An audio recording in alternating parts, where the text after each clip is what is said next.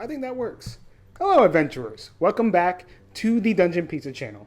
My name is Caleb, and I want to guide you through the new Vecna Eve of Ruin book, and how I have personally decided to use and adapt it into my own world, into my own adventure, and I just wanted to showcase it to you guys, to let you know that any of these adventure books in D&D can be adjusted and used appropriately to however you like to do it as a DM. So to help you guys understand, I have been running Planescape in our Friday campaign, and one of my players accidentally came across one of the Vecna books that was already established in Dungeons & Dragons lore, and this kind of just fit perfectly into the campaign to come. It just fit perfectly in our campaign, so this adventure made sense to run next. So, what is Vecna Eve of Ruin? Vecna Eve of Ruin is a new Dungeons & Dragons book that recently came out that has to do all about Vecna and the multiverse itself and saving the multiverse from annihilation. Specifically, Vecna's annihilation. So, I want to go over chapter by chapter different things. So, of course, there'll be different videos. And before we start, don't forget to like, comment, or subscribe. Anything that you want, it helps. We're just trying to get ourselves out there that way that we can give you the best content possible. When it comes to pizza recipes. Yes, we're going to come up with a whole dungeon pizza recipe chart where you can have make your own dungeon pizza at home. It'll be really fun. So eventually we'll be doing that. If you want to support us as well, we have our own merch now. Check out our t-shirts, our merchandise. It's on the description below. It's fantastic. We've been wearing them ourselves. It's quality. And also, thank you for watching. Just appreciate you being here. It's cozy. It's nice. So we did do a little bit of Neverwinter stuff, but they had the pre-adventure that it's actually available right now. I mean, like, it's been available for a bit, but, you know.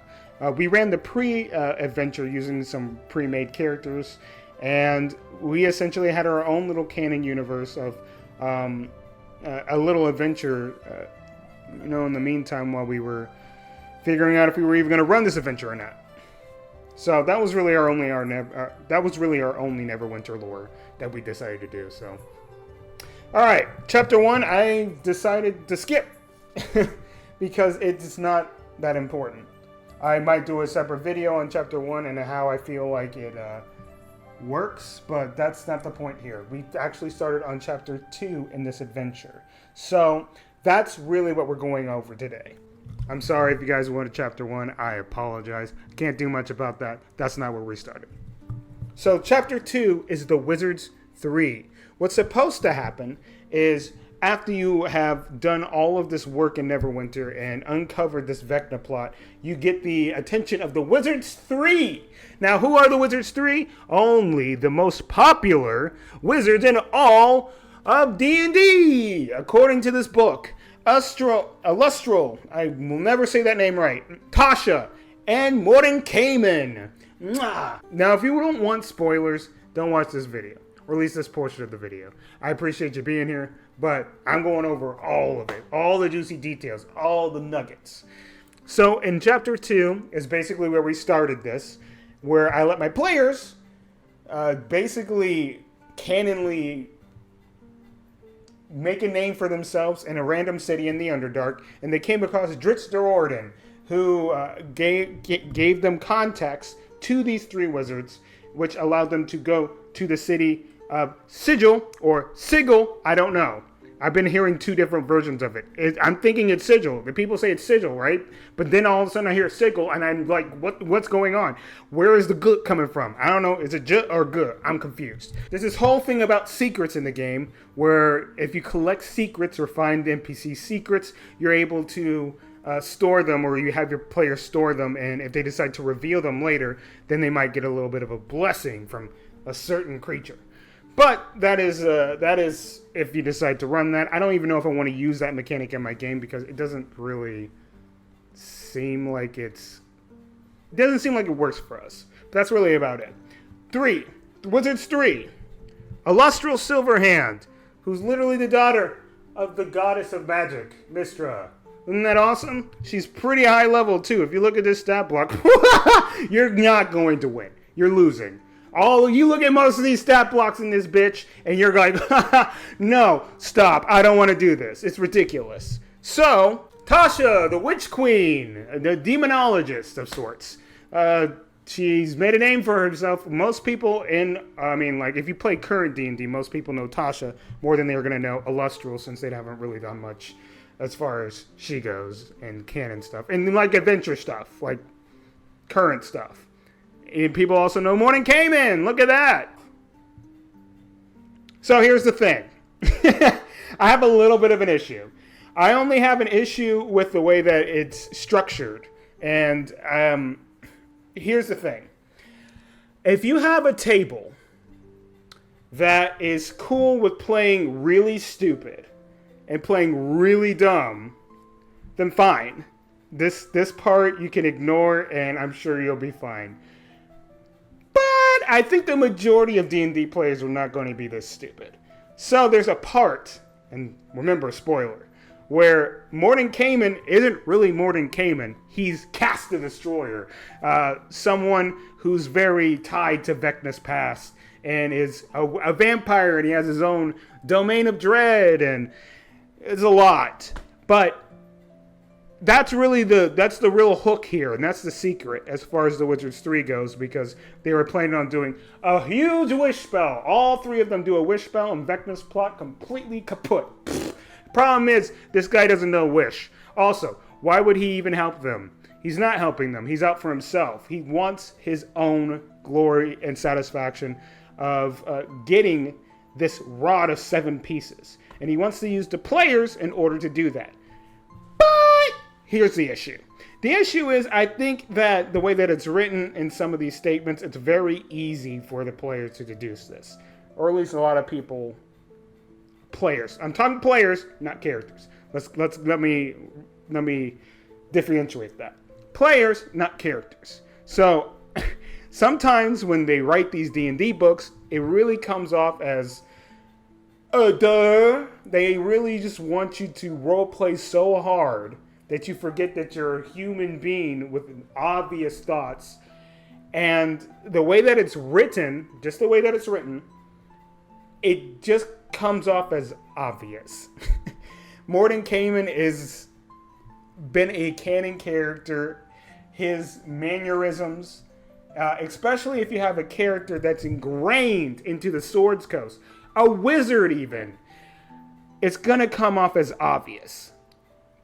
This is probably just my perspective, but I had a hard time not revealing the secret because the way that it's written makes it obvious. So my players know. They don't know about the cast part because I think that's well disguised. What mischief is Morning Cayman up to? What obvious mischief is he up to? Captain Obvious. So how are you guys? How are you doing? I'm doing great. Could be better. Could be worse. Could be better. Really could be better. Very much could be better. Yeah, I'm okay. Are you alright? I think I'm okay. I'm not okay. After you talk with the Wizards 3, you are basically sent on a quest for the Rod of 7 parts, and Morning Cayman knows where every single one of these parts are to go, and because they're in the city of Sigil, all they have to do is pull up Illustral's portals, and she has access to a lot of portals in her sanctum, I guess, and go through the portal after Illustral gets it. Go there! That's what you do. And then... what's the name of the place? Web's Edge, yes. That's the most important part. We ran Web's Edge. This is what I did different.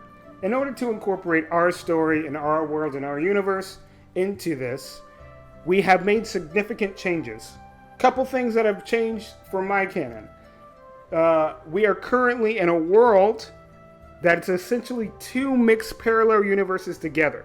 So there's a lot of copies, a lot of things that doesn't make sense to the original canon, because essentially the Vecna that was originally in our world that had no power and had been defeated has merged with one that is now coming into power.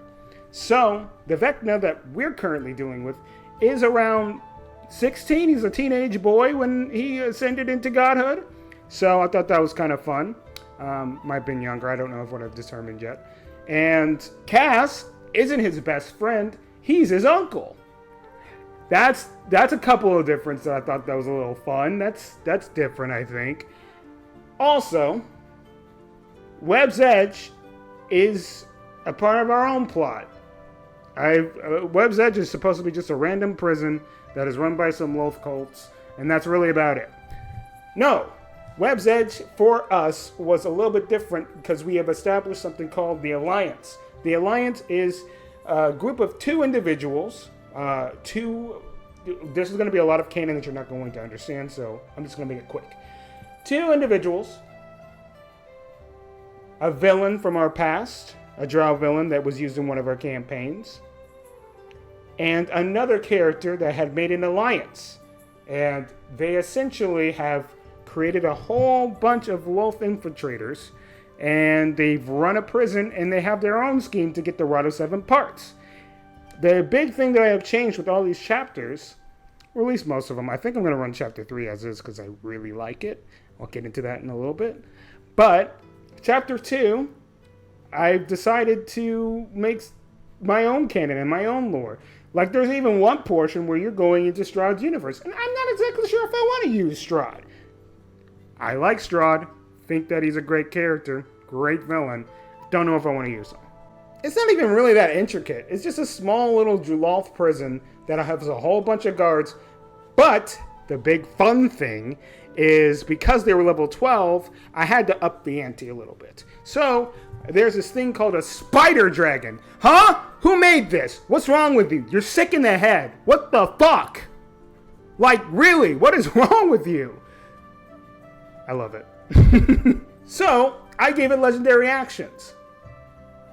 That worked out, I guess. It went really well. I was annihilating them. They were hanging in there. But like, this was truly made into an epic moment because there's a paladin of ours, a dragonborn paladin named Torun, that has essentially become the prime example of what a paladin should be, but like in a way that isn't cringy, but is truly triumphant. And I love his story. I love that character so much. I think he does a great job playing him.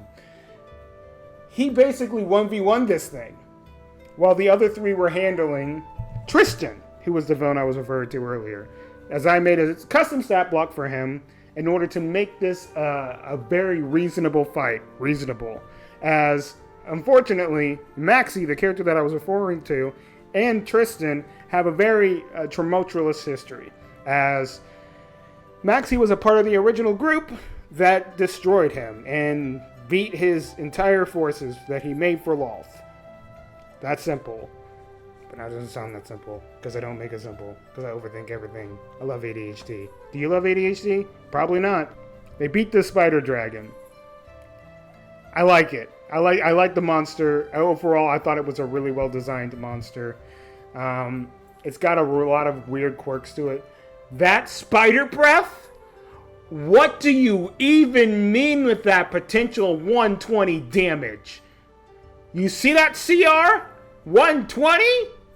Max, though. But still. You okay? Who hurt you? So that's like the little fun things that I did. I mean, I don't know if I want to make this a long video or not, but these are the small little things that I did to make it our story. I just wanted to show you that you can do that.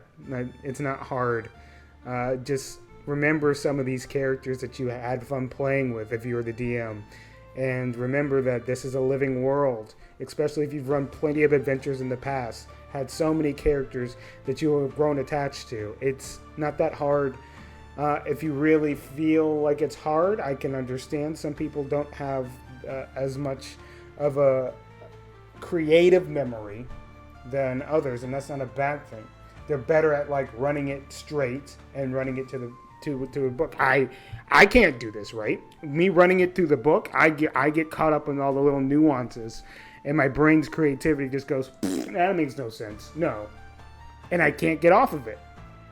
And that's when I have to, decide for myself if it's something I want to use or if it's something I want to be like, not in my adventure. Maybe someone else's, but not mine. Either way, I wish you all good luck in your ventures against Vecna. I would love to hear in the comments. I would love to hear from you guys and see how well your adventure has been faring so far. So far, I have been really enjoying Vecna Eve of Ruin, even though there's a few things, the obvious thing, that I had a problem with, and that's my personal issue.